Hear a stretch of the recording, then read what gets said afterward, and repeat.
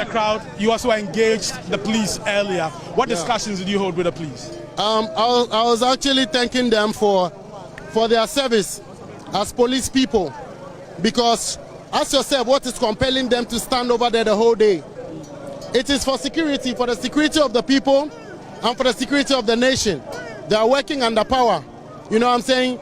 I can tell you that a lot of them over there support what we do because they know that we're not doing this, or the protest is not a lawless protest. It is not illegal. It is within our constitutional rights to express our grievances. In fact, this is one of the ways government understands the language. You know, it is one of the legal ways that government will understand the plight and the plea of the people. So guess what? It's been going on for 3 days. The first day was unfortunate. A lot of people were arrested, and that was what blew the whole thing out of proportion and went into the news.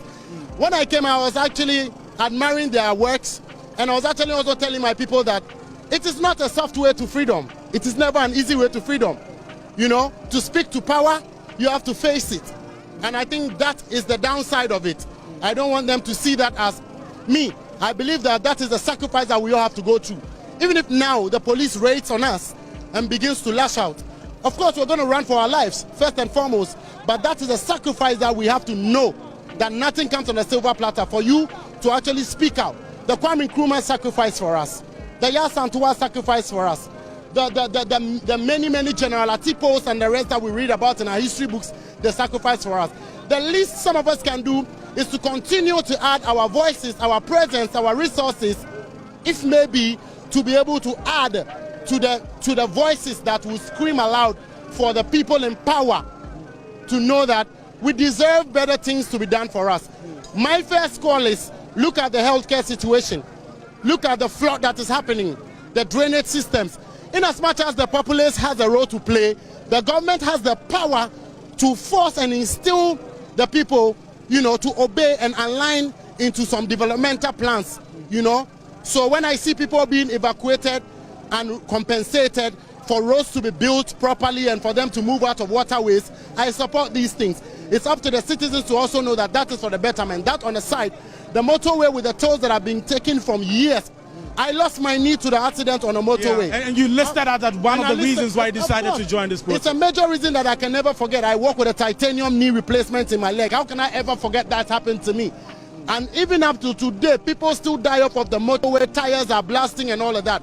Have we not raised enough revenue to be able to fix the motorway that Kwame Nkrumah built from yesteryears? And I'm not standing here in the name of MPP, NDC, or CPP, or KKP. I stand here in the name of Ghanaians as I am. That's my brother. I'm one of them. The president is a Ghanaian. The police force are Ghanaians. The military are Ghanaians. So guess what? It gives me a lot of joy. In the beginning, I was a little bit just skeptical, but I had to stand, because I always do, to make sure that I come in, because I don't really care about whoever wants to politicize my indulgence.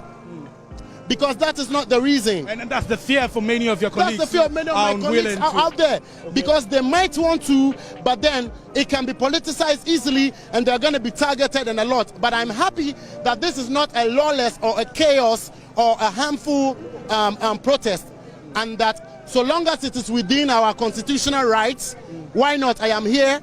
And I know this is going to go a long way to actually make some of my colleagues be very brave enough now to step in the front line. Okay. So I just want to say big respect to the IGP himself.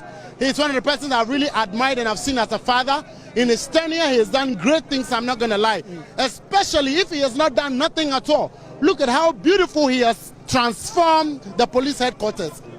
You see what I'm saying? Yeah. So Ghana can only be better for all of us when we all get involved. Okay. Of course, listen, it's not all Ghanaians that can be here. But we that are here are representing on behalf of the rest of them. That's all I have to say. Finally, before you go, the people gathered here say they are protesting against mismanagement of the economy. Of course. They say unemployment has forced a lot of young people to flee this country, and then corruption. I want to find out from you, are these views you also share? Are these assertions you also share? Are these assertions you also share? Are these assertions you share? Well, I've had a lot of these questions deflected back to me, but I say, as media people, are these suggestions that you also share? Yes, I do share. Okay. Level of unemployment is high. Healthcare situation, road infrastructure. We know now. Why are you running away? If we don't admit and we don't beg and do things like this, we're going to be in our homes and crying and crying and crying. And this one here is not a political situation. Okay. I know members in power who are also saying that no, something should be done right. We see and we hear. We see and we hear, especially, I don't want to mention names, but we hear people in political power places who would actually criticize some of the decisions that government is making. Come on, man. Okay. Thank you for talking to us. Thank you very much. Great. But I would have been happy if you answered my question. I'll send it to your DMs. So you just heard from... Respect. All right, great. You just heard from musicians. Yes, You wanna sir. say And I something? beg. Okay. I beg one more. I do not wish anybody to edit and quote and put my mouth where my mouth did not go. I'm here in the name of Ghana.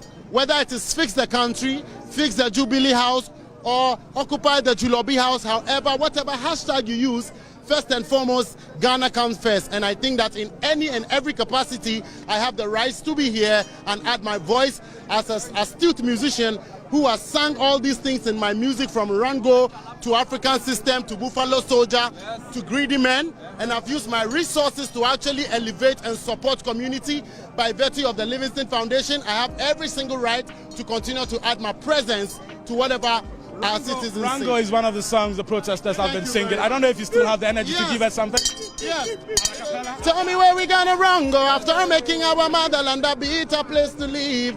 Simple life is all we want to live. Okay. So you just heard from